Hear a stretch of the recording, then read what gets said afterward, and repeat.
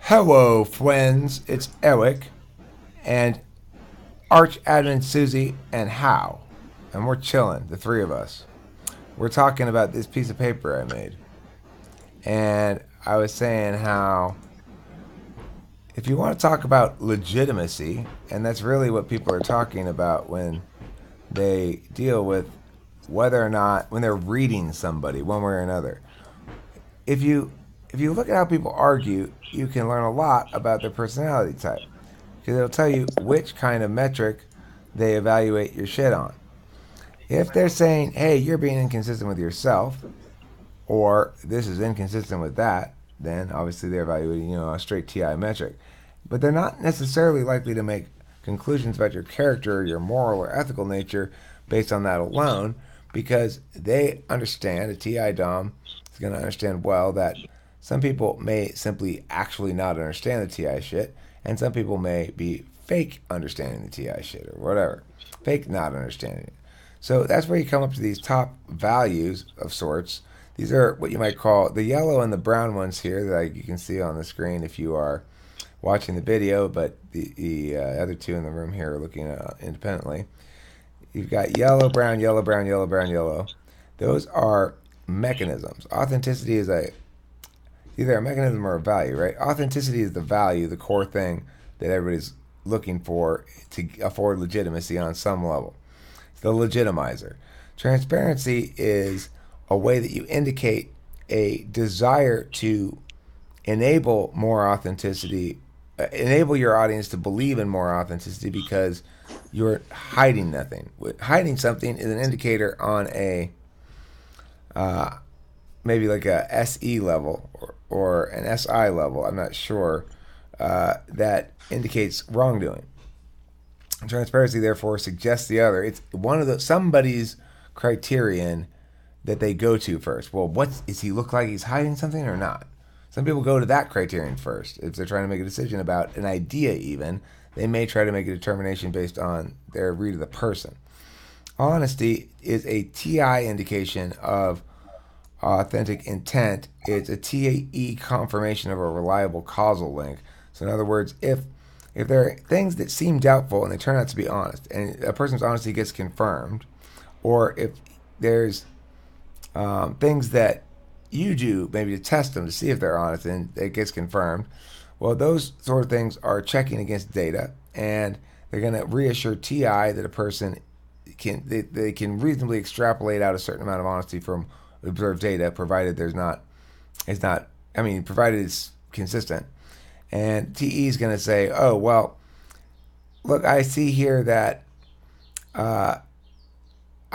he said he's going to do this. He did this thing. It's done. He's a reliable causal link. I can rely on that in my TE constructions of things. Relatability is a necessary condition of authenticity, which is to say, to be seen as authentic, you have to be seen as relatable. Otherwise, you have nothing to be authentic about that matters to anybody. So, authenticity is going to require you to come across as a person that people could imagine themselves spending time with, sitting down, having a conversation with, and enjoying the person's company. That's where the whole charisma issue comes in, and likability, which is a tricky confluence of different things that I don't think anybody ever figures out, but it's obviously related to something. Presentation, you'll note here, is the manner in which a display. Let me make this wider so I can read it. Which displays emotional content is intended to be perceived. So the presentation is the manner in which it displays emotional content is intended to be perceived. So if I'm presenting, whoopee, I want you to interpret me as being happy or something. That's a presentation of an emotional display for the purpose of perception management.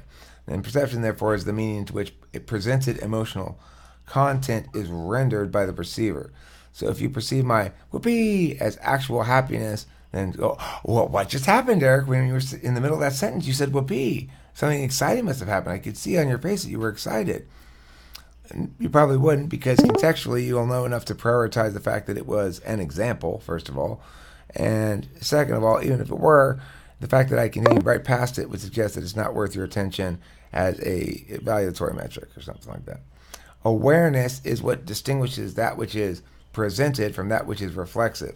So if when I came home and saw my dog's dead body, I started kind of wailing. It was very reflexive. It wasn't for presentational purposes. I genuinely felt that much anguish. And that would be I had some awareness, but it wasn't managing anything at all. And there are other circumstances in which you wouldn't have any awareness at all. So it took you totally by surprise and you were scared, startled. You're not going to be able to manage that at all. If somebody tells a funny joke and you burst out laughing without being able to control yourself, that's reflexive. You can't. That's not something you're managing. And so those aren't presentations. Those are reflexive displays.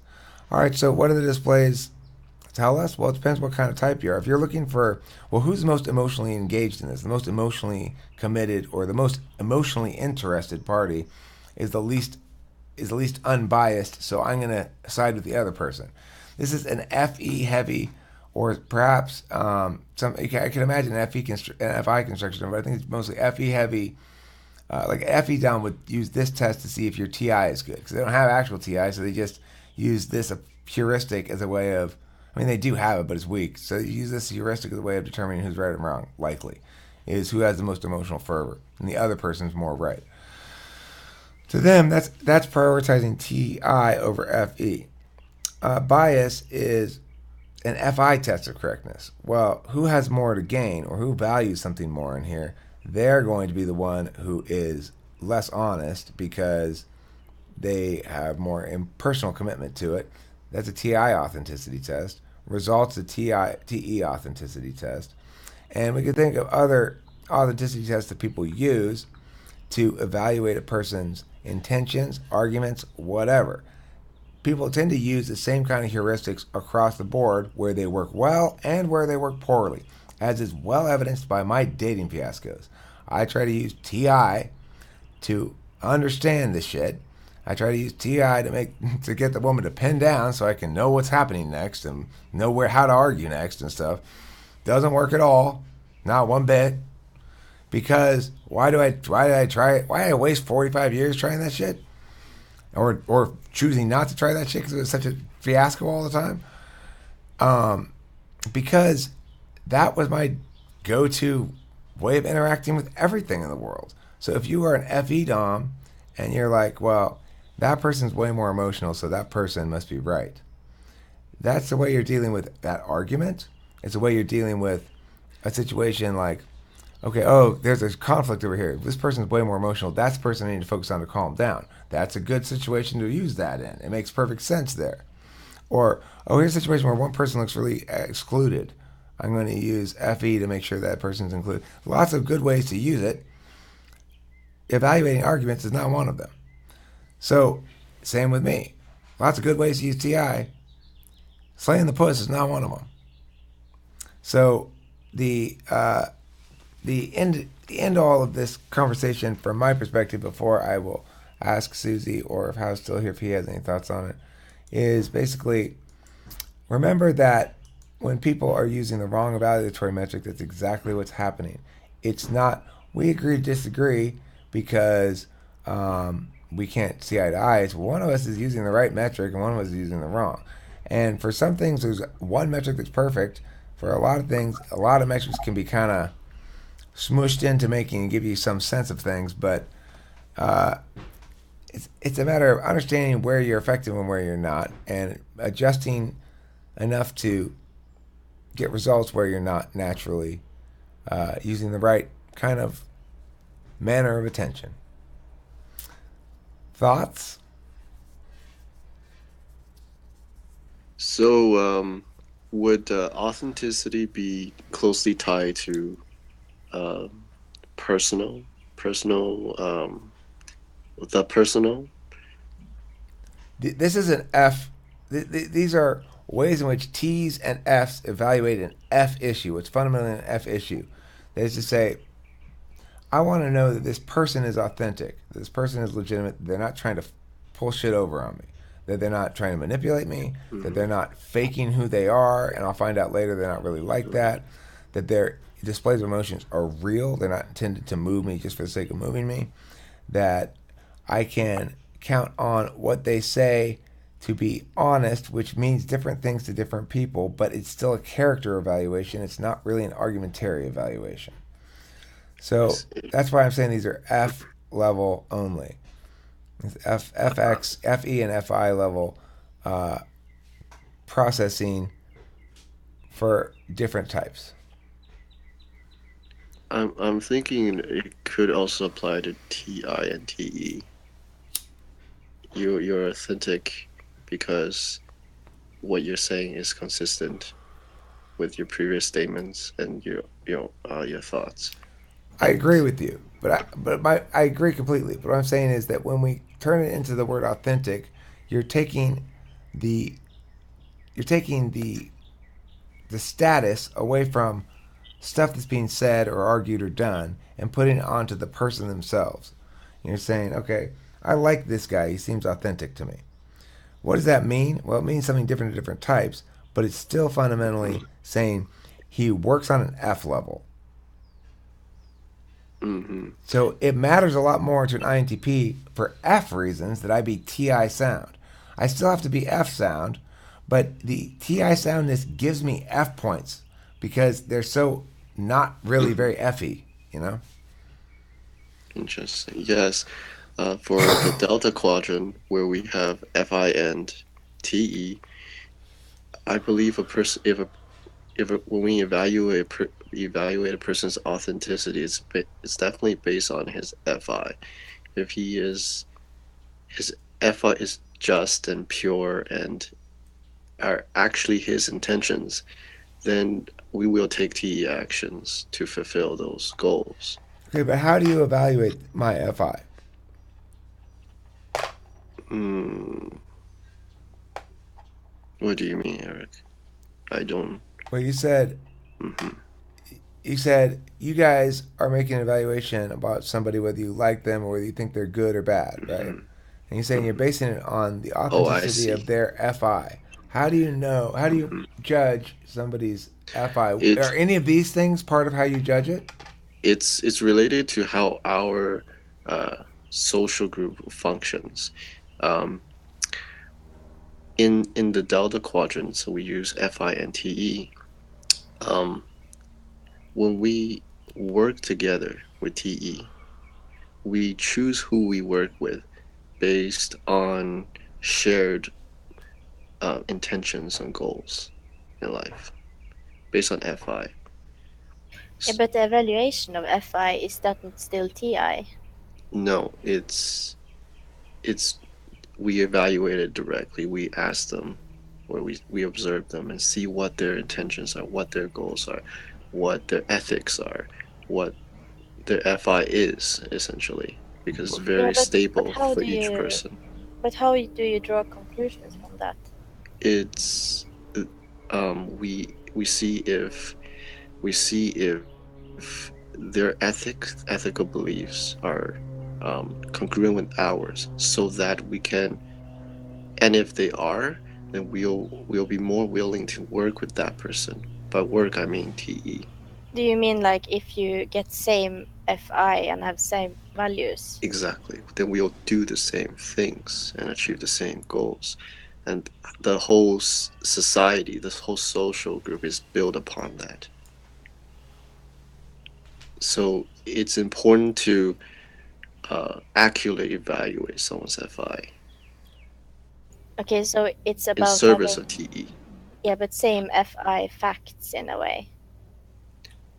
So it doesn't matter. Here's why. Let me chime in. I'm thinking what you're basically getting at is it doesn't matter that we reach the same values through opposite channels. The fact that my value doesn't actually reflect FI, it actually reflects a variety of things that are not FI. It reflects a lot of FE and it reflects a lot of TI and it reflects a lot of spiking, basically, of knowing what I could get called out on and how to avoid getting called out on shit. So it's like that might display as values that are consistent with your own, but if you would probably, if you were to actually feel me on the etymology of it, the path by which we got there, then I think you'd probably be like, well, that's not an authentic reason to have those values. Hmm. I think it's just when people, FI users interact with TI users, we misinterpret how it's because the other group have a different value system, a different way of I don't know functioning Eating within their poo. social group, with operating within their social group. So we mistaken their actions for inconsistent FI. But really, it's that they don't care about FI at all. They care about TI, and their society, their group of people is built upon TI and FE. Okay, so So within the alpha group, it's about um, being consistent with your ideas, sharing your ideas, creating new ideas. And then when if you have good TI, good ideas, then you gain more FE approval from the group, and people like you. And that's like how it works within your I society. For tell you, us, it's dude, different. you got a lot of. I've right off the bat and continue to be very impressed with your insightfulness, which typically means impressed with how your shit fits into my existing TI understanding of stuff. And it doesn't contradict shit, and it resonates with both the data and with the model or the taxonomy or whatever you want to call it. So Hmm. I think you're right that that has generated good FE from me to you, like a good positive, or actually good FI Thanks, Eric. of you. I FI value you because of that. I'm okay with the FE as well. I mean, obviously I try to FE everybody. Though. I'm always trying to schmooze everybody because it's a childlike function for me. Well, thanks, Eric. The feelings goes both ways. Thanks, Hal. It made me super happy to see you doing all those drugs the other day too. No, that wasn't fun. Was it? Withdrawal was bad. Uh, I don't know. But are you recording this? Yeah. Oh yeah. Should I not have mentioned the drugs at the end or what? Well, you just criminalized me, but Hey, no, that's I'm okay. not. What I'm talking about is it made me happy to see you take those Tylenols and those aspirins because you had such a bad headache. I was Yeah, feeling worried about you. too much Tylenol. I was worried about you, and I'm glad to see that you're feeling better. That's all I was getting at, Susie. So thank you for reminding me that sometimes my obviously well-intentioned and simple words can be misinterpreted as representing something else, something darker, something more gritty, something more from the streets. Anyway, thanks for watching Talking Fifty. Any other comments on stuff about stuffs? No. No? Okay, thanks. And don't forget to eat plenty of cheese.